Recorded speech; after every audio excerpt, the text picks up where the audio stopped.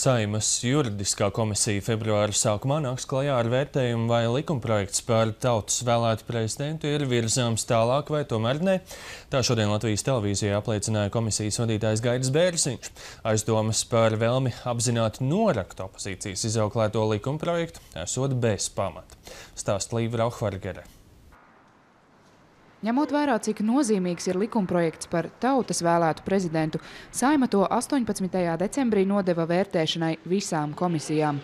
Neapšaubāmi daļā sabiedrības ir pieprasījums pēc tautas vēlēta prezidenta, bet tik būtiski grozījums atversmē prasa kvalitatīvu diskusiju. Tā atbildīgās juridiskās komisijas vadītājs pamato, kāpēc konceptuālu izšķiršanos par vai pret likumprojektu komisija pieņems februārī. Bet arī pozitīva atbilde būtu tikai starpposms.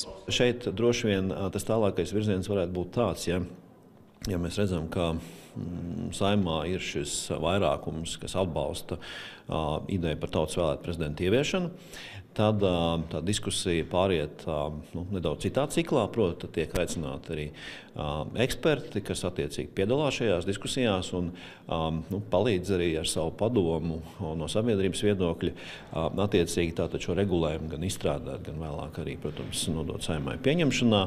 Regulējumā arī precīzi jāiestrādā prezidenta kandidātu izvirzīšanas kārtība, priekšvēlēšanu kampaņu finansēšana un citas procedūras.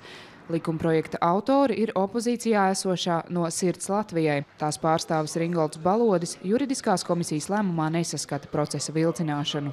Šodienas viedoklis bija ļoti prātīgs viedoklis, jo pašām partijām ir jāizšķirās, ko tad viņas tālāk dara. Es domāju, ka šeit mēs esam apmierināti, jo kā opozīcijai mums tās iespējas ir ļoti ierobežotas, un mēs savā ziņā esam piespieduši runāt pozīcijas partijas ne tikai no vairākuma un spēku pozīcijām, bet no tā, vai tiešām šo jautājumu skatīt vai nē.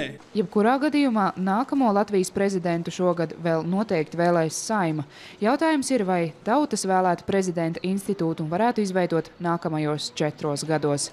Līva Rauhvargere, Borža Pickis, Latvijas televīzija.